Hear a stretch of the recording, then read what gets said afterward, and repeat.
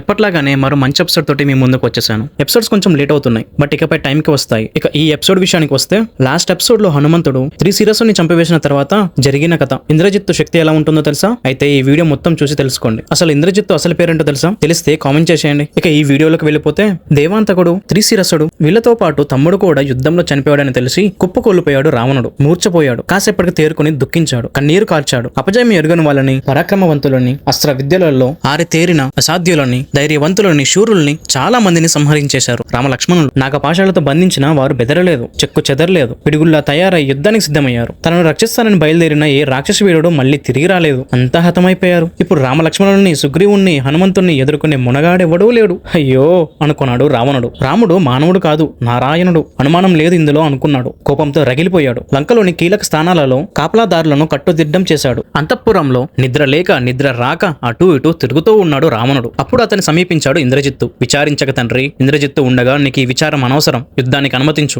రామలక్ష్మణులు ఇద్దరిని చంపి వాళ్ళని మట్టు పెట్టి వస్తాను అన్నాడు ఇంద్రజిత్తు. దైవ బలంతో చేస్తున్న నా ప్రతిజ్ఞ విను. దారుణమైన బాణాలతో రామలక్ష్మణుల ప్రాణాలను లేపిస్తాను. ఆ నర వానరులను నలిపేస్తాను అన్నాడు ఇంద్రజిత్తు. కొడుకుని చూశాడు రావణుడు. మెచ్చుకోలుగా అతని భుజాల మీద చేతులు వేశాడు. ఇలా అన్నాడు, దేవేంద్రుని జయించిన వాడివి. నీతో సాటి వచ్చే అధికుడు ముల్లోకాల్లోనూ లేడు. నీకు రామలక్ష్మణులు ఏ పాటి?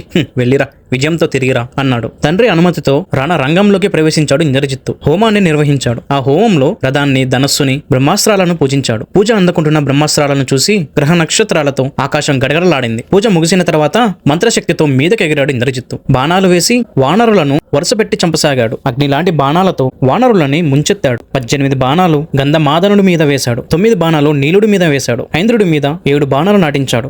గట్టి బాణాలు 5 గజుడి మీద ప్రయోగించాడు. జాంబవంతుడి మీద 10, నలుడి మీద 30 బాణాలు వేశాడు. సుగ్రీవుడి మీద, వృషవుడి మీద, అంగదుడి మీద రకరకాల బాణాలు కుప్పించాడు. వరంతో సంపాదించిన బాణాలవి. వాటికి వానర వీరులంతా మూర్చపోయారు. జడి వానల అగ్నివాన కురిపించాడు ఇంద్రజిత్తు. ఆ వానకి కొండల్లా కూలిపోయారు వానరులు. మాయ చేసి మరుగున ఉన్నాడు ఇంద్రజిత్తు. మాయ చేసిన రాక్షసులో కనిపిస్తున్నాడు గాని వానరులకి కనిపించడం లేదు. కనిపించకపోవడంతో ఇంద్రజిత్తుతో యుద్ధం అసాధ్యం అనుకున్నారు వానరులు. ఇక అప్పుడే బ్రహ్మాస్త్రాన్ని ప్రయోగించాడు ఇంద్రజిత్తు. దూసుకు వస్తున్నది గమనించాడు రాముడు. లక్ష్మణుడితో ఇలా అన్నాడు, లక్ష్మణ, బ్రహ్మాస్త్రంతో మన మీదకు వచ్చాడు ఇంద్రజిత్తు. పైగా కనిపించకుండా యుద్ధం చేస్తున్నాడు. ఈ పరిస్థితుల్లో అతన్ని గెలవడం అసాధ్యం. అలాగే బ్రహ్మాస్త్రానికి మనమిద్దరం కూడా లొంగిపోవడం అన్ని విధాలా మంచిది. నాతో పాటు నువ్వు కూడా బ్రహ్మాస్త్రాన్ని భరించగలగాలి. మన సేనలోని శూరులంతా గాయాల పాలయ్యారు, మూర్చపోయారు. మనము మూర్చపోవాలి. మూర్చపోతే గెలిచనన్న ఆనందంలో యుద్ధాన్ని విరమించుకుంటాడు ఇంద్రజిత్తు. వెనక్కి వెళ్లిపోతాడు అన్నాడు రాముడు. అన్నమాటని కాదనలేదు లక్ష్మణుడు. మరుక్షణం రాముడితో సహా బ్రహ్మాస్త్రానికి లొంగిపోయాడు. చూశాడది ఇంద్రజిత్తు. రణరంగమంతా దద్దరిల్లేలా సింహనాదం చేశాడు. ఆనందంగా లంకకు చేరుకున్నాడు. రామ లక్ష్మణులు వానరులు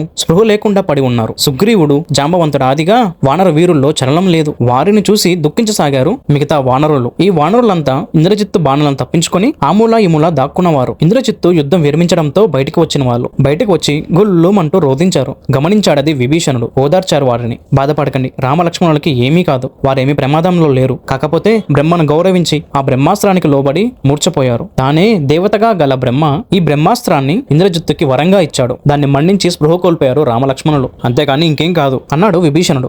అంతే అంతే, ఏం కాదు అన్నాడు హనుమ. ఆ సరికి చీకటి పడింది. ఆ రాత్రి వేళ యుద్ధ రంగంలో వానరులంతా ఎక్కడెక్కడ పడింది, ఎక్కడెక్కడ మూర్చపోయారో తెలుసుకోలేకపోయారు. తెలుసుకునేందుకు విభీషణుడితో సహా దివిటీ పట్టుకొని యుద్ధ రంగాన్ని గాలించసాగాడు హనుమ. సుగ్రీవుడు, అంగదుడితో పాటుగా వానర వీరులంతా ఆఖరి క్షణాల్లో ఉన్నట్టుగా కనిపించారు. ఎవరిలోనూ చలనం లేదు. 60 కోట్ల మంది వానరులను చంపేశాడు ఇంద్రజిత్తు. రణరంగమంతా ఆయుధాలు, బాణాలు కుప్పలు పూసినట్టుగా ఉన్నాయి. జాంబవంతుని కోసం చూశాడు హనుమ.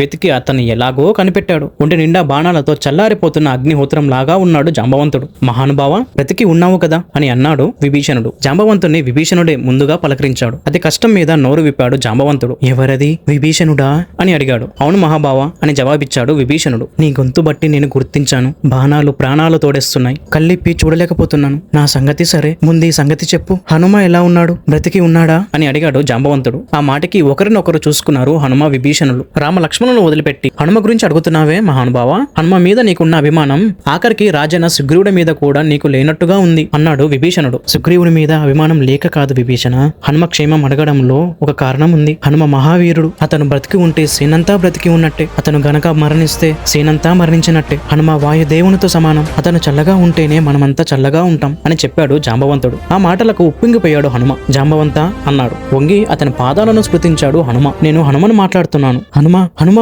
అంటూ చేతులు చాపాడు జాంబవంతుడు. నాయనా బ్రతికి ఉన్నావు కదా, ఆనందం. రక్షించు నాయనా, రామధనునంతా రక్షించు. మా అందరికి నువ్వే దిక్కు. మహాపరాక్రమవంతుడు నువ్వు. నీ పరాక్రమం చూపించే సమయం వచ్చింది. నువ్వు తప్ప ఇంకొకరు నేను అనుకున్నది సాధించలేరు. రక్షించు నాయనా, ఏనుగుల సేనను, వానర సేనను రక్షించు. రామ లక్ష్మణులను కూడా రక్షించు అన్నాడు జాంబవంతుడు. ఏం చెయ్యాలో చెప్పు జాంబవంత అని అడిగాడు హనుమ. మళ్ళీ సముద్రాన్ని నువ్వు లంఘించాలి. హిమాలయాలకు చేరుకోవాలి. అక్కడ ఎత్తైన బంగారు పర్వతం వృషభం ఉంది. దానిని అధిరోహిస్తే కైలాస పర్వత శిఖరం కనిపిస్తుంది. వృషభ పర్వతానికి కైలాస పర్వతానికి మధ్య ఔషధ పర్వతం ఉంది. అత్యంత ప్రకాశవంతంగా ఉంటుంది అది. దాని శిఖరం మీద దిక్కులను వెతికితే మృత సంజీవని, విషణ్యకరణి, సవర్ణకరణి, సంధారకరణి అని 4 ఔషధాలు ఉంటాయి. వాటిని నువ్వు ఇక్కడికి తీసుకుని రావాలి. తీసుకువస్తే రామ లక్ష్మణులతో సహా వానర సేన అంతా బతికినట్టే అన్నాడు జాంబవంతుడు. నువ్వు చెప్పడమే ఆలస్యం. ఇదిగో బయలుదేరుతున్నాను అన్నాడు హనుమ. లేచి నుంచున్నాడు. ఇక ఆ తరువాత నీళ్లతో సముద్రం ఉప్పొంగినట్టుగా బలంతో ఉప్పొంగాడు హనుమ. ఇలా అడుగు తీసి కుండ శిఖరాన్ని అధిరోహించాడు. ఆకాశంలోకి ఎగిరాడు. ఎగిరేటప్పుడు కాలి కింద ఉన్న కుండను గట్టిగా అదిమాడేమో, కుంగిపోయింది అది. హనుమ వేగానికి చెట్లు కూలిపోయాయి.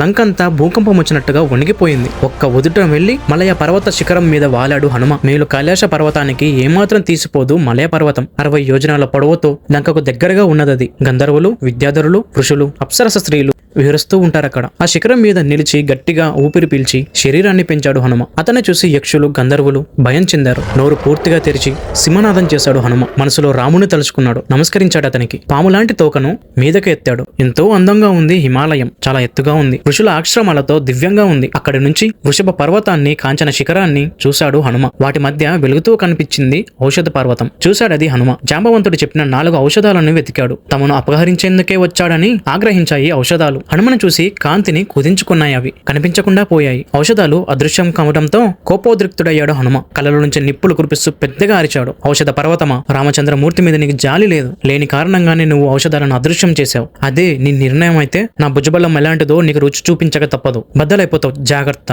అన్నాడు. ఔషధ పర్వతాన్ని ఇలా హెచ్చరించాడు హనుమ. హెచ్చరిస్తూనే ఔషధ పర్వత శిఖరాన్ని కుదిపి పెళ్లగించాడు. పట్టుకుని ఆకాశానికి ఎగిశాడు. చూశారది దేవతలు, దానవులు అందరూ భయపడ్డారు. ఔషధ పర్వత శిఖరం పట్టుకుని మహావేగంతో బయలుదేరాడు హనుమ. ఆకాశంలో 2 సూర్యుల్లా వెలిగిపోయాడు. కొండంత శరీరంతో ఔషధ పర్వతాన్ని పట్టుకుని వస్తున్న హనుమ 1000 రేకుల సుదర్శన చక్రాన్ని వేలు మీద నిలిపిన విష్ణుమూర్తిలా కనిపించాడు. వస్తున్న హనుమను అల్లంత దూరం నుంచే చూశారు వానరులు. ఔషధ పర్వతం వాసనకే చచ్చిపడి ఉన్న చాలా మంది బ్రతికారు. వారు అలా లేవడాన్ని ఆకాశం నుంచి చూసిన హనుమ ఎంతో సంతోషించాడు. కొండ మీద వాలాడు హనుమ. తల వంచి పెద్దలు, జాంబవంతాదులతో సహా అందరికీ నమస్కరించాడు. సంతోషం పట్టలేకపోయాడు విభీషణుడు. ఎగిరి వచ్చి హనుమను కౌగిలించుకున్నాడు. అతను హనుమ ఔషధాలను నలిపి గాలిలోకి వదిలేశాడు. ఆ ఔషధాల వాసనను పీల్చి ఎంతో మంది వానరులు బతికారు. అలాగే రామలక్ష్మణులు మూర్ఛ నుండి కోలుకున్నారు. నిద్రలోంచి లేచినట్టుగా లేచారిద్దరు. మరణించిన వానరులు, గాయాల పాలైన వానరులు అందరూ అలాగే లేచి నుంచున్నారు. ఎవరి ఒంటి మీద చిన్నపాటి గాయం లేదు. నొప్పి అన్నది ఎవరికీ లేదు. యుద్ధ ప్రారంభం నుంచి ఇప్పటి వరకు మరణించిన వానరులంతా తిరిగి బ్రతికారు. ఊపిరి పీల్చుకున్నారు. రాక్షసులకి